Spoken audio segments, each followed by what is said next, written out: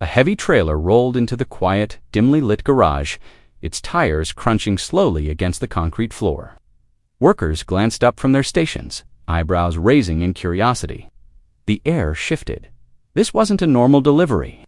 The massive ramp lowered with a loud mechanical hiss, and there it was, a once glorious Bugatti. Lifeless and battered, its engine completely seized, its frame bruised from neglect. Whispers rippled through the workshop. "No one can fix that. It's done for." Asterisk from the corner, she stepped forward, a 35-year-old woman in faded overalls. Sleeves rolled up, toolbox in one hand, eyes sharp and determined. Her presence made the murmurs fade into silence. Her name wasn't on any company roster, but those who had worked with her knew she wasn't here to guess. She was here to win. Every step she took toward the dead Bugatti felt like a challenge being accepted. Without a word, her boots echoed against the floor, steady and sure. Asterisk, watching her from the mezzanine, was the CEO, a polished man in an expensive suit, arms crossed, lips pressed tight. He'd flown in just for this. He had his doubts. She's not certified, no official degrees, just one of those self-taught repair types. But the board insisted, let her try. So he stood there now, watching with cold curiosity as she circled the car, her hands running gently along its curves, noting every detail, every scar, every broken piece. Asterisk, she didn't say a word to the others. She didn't need to. She set her toolbox down beside the car and popped the hood. A wave of burnt oil and dust hit her face. She didn't flinch. One by one, she laid her tools out like a surgeon preparing for a risky operation. The mechanics around her didn't offer help, only skeptical stares. The CEO turned slightly, already assuming failure. But she simply tied her hair up, bent over the engine, and began. Not with panic, not with hesitation, but with the calm, methodical touch of someone who knew exactly what she was about to do. The garage was nearly pitch dark, save for a single overhead bulb swinging gently above the Bugatti's exposed engine. The rest of the crew had gone home. The silence was thick, broken only by the occasional clang of a wrench or the low hum of her portable work lamp. She sat cross-legged on the floor, sweat trailing down her temple, her face smudged with oil. Eyes fixed on the heart of the machine in front of her. Asterisk, the Bugatti's engine looked more like a broken puzzle than a power machine. Burnt wires, corroded bolts, missing connectors. Chaos to anyone else. But to her, it was a code, a challenge, a language only she understood. Her fingers moved with quiet precision, pulling parts, cleaning connections, and sketching diagrams. On a grease-stained notepad by her side, asterisk outside, the city slept. Inside, she whispered torque ratios and timing specs like lullabies. She paused once to sip cold coffee, her eyes never leaving the mess of metal. "They think you're dead," she muttered softly to the car, tightening a bolt. "But I don't." Asterisk on a small table behind her, manuals and blueprints were stacked high, pages marked and dog-eared, yet she rarely looked at them. Her mind held most of it already. Every hour passed like minutes. Midnight came and went. By 3 a.m., she had completely dismantled the combustion chamber.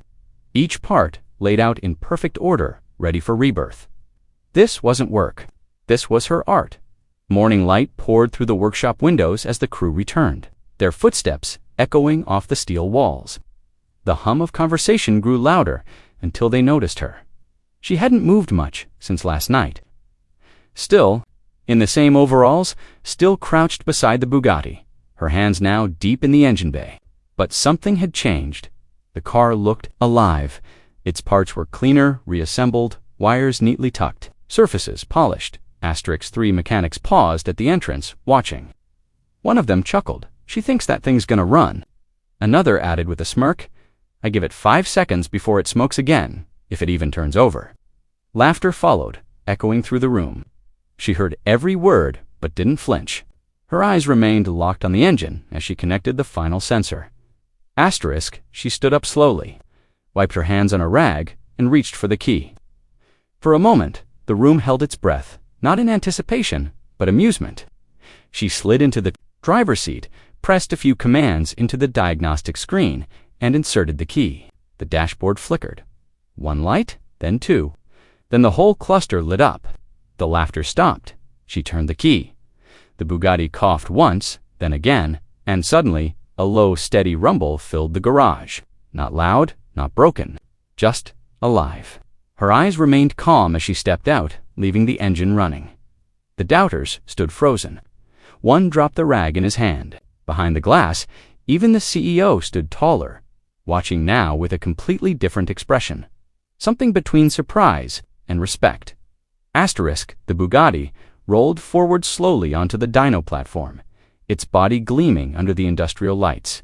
Like a creature reborn, every cable had been double-checked, every bolt torqued with care. She walked beside it, calm and focused, while a few skeptical engineers looked on from behind the safety glass. In the corner of the room, a large digital screen flickered to life, displaying live diagnostics, torque, RPMs, exhaust pressure, thermal readings. This was the moment of truth. Asterisk, she didn't address the crowd. She didn't explain her process. She simply adjusted her gloves, nodded once to the technician at the control panel, and stepped back. The engine roared to life, not with the erratic choking of an old, tired machine, but with the clean, smooth growl of something surgically precise. The room vibrated, a few jaws dropped. Asterisk, the numbers on the screen began to climb, and they didn't stop. 500 horsepower, 600, 700. Bench groaned under the strain, but the engine kept responding smoother with each second. One of the engineers muttered, "This isn't possible." Another whispered, "It's running hotter, but it's stable. How did she do that?" Asterisk, she didn't react.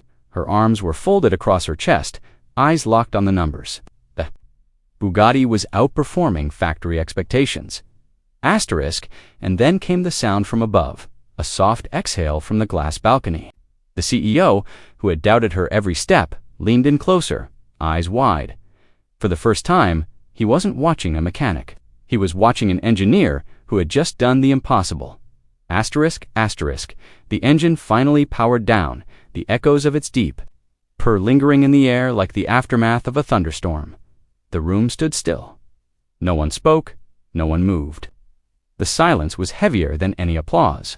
Mechanics stared at each other, blinking in disbelief. Engineers rechecked the screen, as if the numbers flashing there had to be wrong. But they weren't. The Bugatti hadn't just survived. It had outperformed every known metric. Asterisk, she stepped away from the dyno platform, calm and unshaken, though her hands trembled slightly from exhaustion. The smell of fuel and heated metal filled the air. Sweat clung to her face, streaked with engine grease. She had no speech prepared, no celebration ready. This wasn't about proving anyone wrong. It was about proving what was possible. To herself, to the machine. Asterisk, the glass door above, clicked open. Footsteps echoed down the metal staircase, slow, deliberate. The CEO descended from the observation deck, his polished shoes tapping sharply. With every step, the crowd parted instinctively, clearing a path. He walked straight toward her without saying a word, his face unreadable. She stood her ground. He stopped just a few feet away, eyes scanning the vehicle, then her. His gaze was no longer skeptical, no longer distant. It was something else, something rarer. A moment passed before he finally spoke. Asterisk. I've seen top-tier engineers with degrees from MIT fail to revive a Bugatti at 40% of that condition. He said, voice low but steady, "You brought it back from the dead and made it stronger." Asterisk, she didn't respond. She didn't have to. Then, unexpectedly, he extended his hands and started clapping. Soft at first, then firmer, louder. One by one, others followed.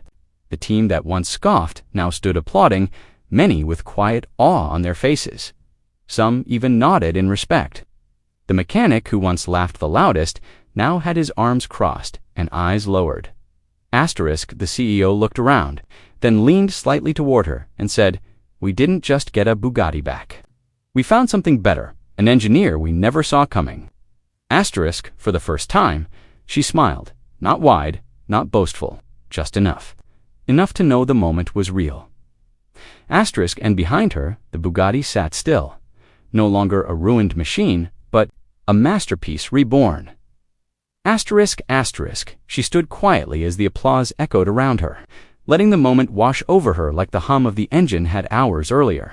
But even in that celebration, her eyes drifted back to the Bugatti. Her work wasn't done, not in her mind. There were still adjustments she wanted to make, small refinements no one else would notice, but she couldn't ignore the CEO. Noticed it too, that hunger in her eyes. He stepped closer, lowering his voice. "You're not satisfied, are you?" She glanced at him, a faint smirk forming. "Perfection's a moving target." He chuckled softly, nodding. "Then let's give you the space to chase it." He turned to his assistant. "Get her a full-time lab, whatever equipment she wants." The assistant blinked, stunned. "Sir, the board, I am the board," he cut in sharply, still looking at her. "If she can bring machines back from the dead, imagine what she can build from scratch." Around her, everything changed, but she remained grounded. Eyes still fixed on the soul of the car she had just brought back to life.